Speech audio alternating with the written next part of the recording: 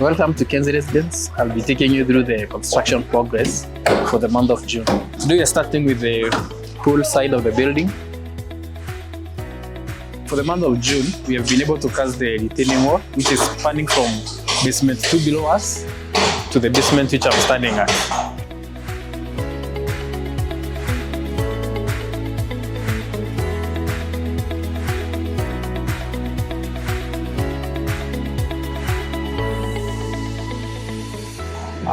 We have also casted the columns which are on this slab.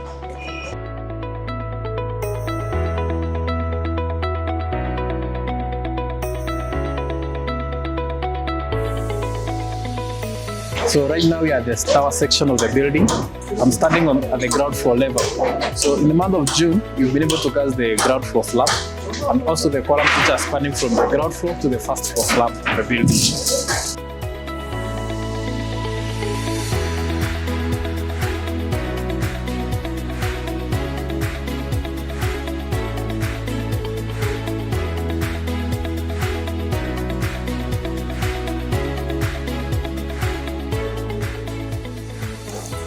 So currently, what is ongoing now is the decking for the first floor of the tower section of the building.